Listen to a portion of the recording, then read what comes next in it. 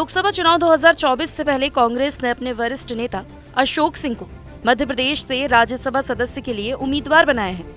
ये पहला मौका है जब ग्वालियर से किसी नेता का नाम राज्यसभा सदस्य के लिए भेजा गया हो। खास बात यह है कि ग्वालियर लोकसभा सीट से 4 बार चुनाव लड़ चुके अशोक सिंह हारने के बाद भी कांग्रेस के टिकट पर चुनावी मैदान में डटे रहे थे।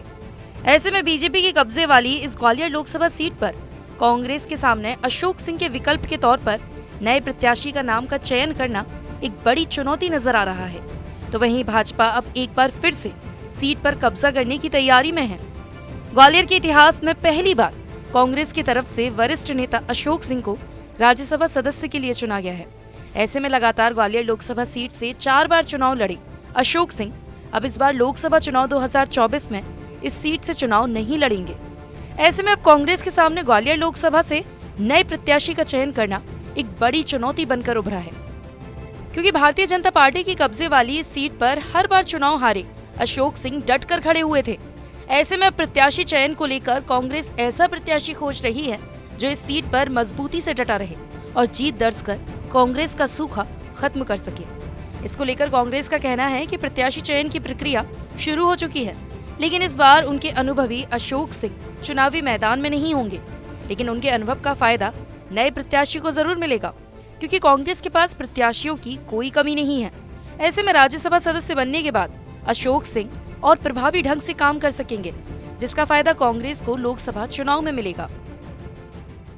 देखिए, जहाँ तक ग्वालियर चंबल अंचल का सवाल है, जो प्रक्रिया है टिकट के लिए चयन की लोकसभा प्रत्याशी के लिए, वो ये मान के चलिए काफ़ी हद तक पूरी हो चुकी है। जो प्रभारी भी यहाँ पर आए, हाँ, निश्चित रूप से पूर्व में चूँकि अशोक सिंह जी 4 बार यहाँ से लोकसभा चुनाव लड़ चुके हैं, तो अनुभव भी था, उनकी पकड़ भी थी। तो मुझे लगता है कि अभी भी उसका लाभ मिलेगा, उनके नेतृत्व का लाभ मिलेगा। अगर वो राज्यसभा जा रहे हैं तो वो कुछ पहले से अधिक शक्तिशाली और प्रभावशाली हो जाएंगे, और निश्चित रूप से जो भी चुनाव होगा ग्वालियर में वो उनके नेतृत्व में होगा और प्रत्याशी की कोई कमी नहीं है।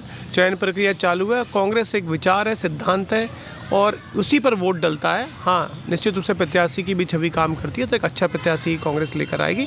और चूँकि ग्वालियर चंबल में बहुत आपसी सिर्फ फुटअव्वल है भारतीय जनता पार्टी का, तो उसका भी लाभ कांग्रेस को मिलेगा।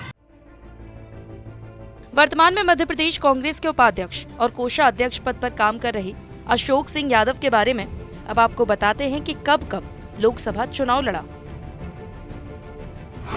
अशोक सिंह पहली बार 2007 के उपचुनाव में ग्वालियर लोकसभा से चुनावी मैदान में उतरे थे, जिसमें उन्हें 35,000 वोटों से बीजेपी की यशोधरा राजे सिंधिया से हार का सामना करना पड़ा। 2009 में एक बार फिर अशोक सिंह भाजपा प्रत्याशी यशोधरा राजे से ग्वालियर लोकसभा से 26,000 वोट से चुनाव हारे। 2014 में अशोक सिंह के सामने बीजेपी के नरेंद्र सिंह तोमर प्रत्याशी थे, लेकिन ये चुनाव मोदी लहर में अशोक सिंह 14,000 वोटों से हार गए थे। 2019 के चुनाव में एक बार फिर से चौथी बार अशोक सिंह चुनाव लड़े और बीजेपी के विवेक सेजवलकर से चुनाव हार गए थे। ग्वालियर लोकसभा सीट पर लगातार जीत दर्ज कर रही भाजपा इस बार भी अपनी बड़ी जीत का दावा कर रही है। भाजपा नेताओं का कहना है कि लोकसभा चुनाव को लेकर कांग्रेस क्या सोचती है उन्हें कोई फर्क नहीं पड़ता।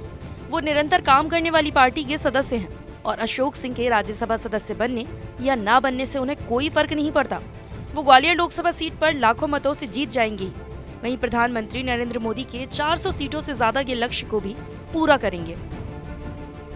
ऐसे में भाजपा नेता कांग्रेस पर चुटकी लेते हुए कह रहे हैं कि इन दिनों लगातार कोई न कोई कांग्रेस नेता बीजेपी ज्वाइन कर रहा है। ऐसे में कांग्रेस के पास प्रत्याशी बचेंगे या नहीं, ये सबसे बड़ा सवाल है। देखिए, ये उनकी पार्टी का सोचना है कि वो क्या सोचते हैं।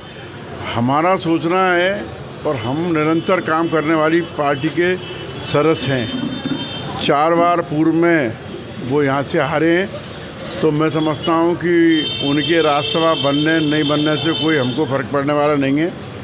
विशेष रूप से हम लोग अपना काम निरंतर कर रहे हैं और भारतीय जनता पार्टी का जो भी प्रत्याशी ग्वालियर में होगा वो भारी बहुमत से, लाखों वोट से यहाँ पे जीतेंगे। और 400 पार का जो नारा है हिंदुस्तान में हमारे परम आदरणीय मोदी जी के द्वारा दिया गया, वो हम लक्ष्य को प्राप्त करेंगे। और ये चूँकि विषय सामने वाले दल का है, किसको प्रत्याशी बनाते हैं, तो उन्होंने उनको बनाया है, ठीक है, उनका सोचना है। और ग्वालियर का बनाया है, इसलिए ये भी ठीक है बात है, पर बाकी कोई उससे हमारे यहाँ कोई फ़र्क पड़ने वाला नहीं है। और मतलब सवाल ये था कि जो चुनावी मैदान में अब नया प्रत्याशी होगा कांग्रेस की तरफ से, नहीं तो होगा तो कोई उनके पास तो देख रहे हैं कांग्रेस की स्थिति कि रोज़ मुखर्जी भवन पे कोई ना कोई सदस्यता लेने कांग्रेसी सदस्य आ रहा है, तो कौन होगा इससे कोई फ़र्क पड़ेगा नहीं। अब तो ये लग रहा है कि उनके यहाँ कोई बचेगा या नहीं, अब बचेगा तब वो प्रत्याशी बनेगा। अभी तो मुझे लग रहा है चुनाव तक कोई कांग्रेस में बचेगा ही नहीं जो प्रत्याशी बनेगा।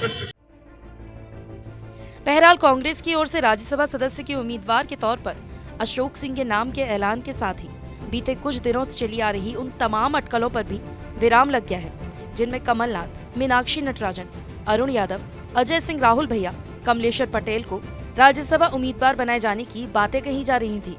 लेकिन ग्वालियर लोकसभा सीट पर अशोक सिंह के बाद अब कांग्रेस को ऐसे प्रत्याशी का चयन करना है जो इस सीट पर कांग्रेस की जीत के लंबे इंतजार को खत्म कर सके।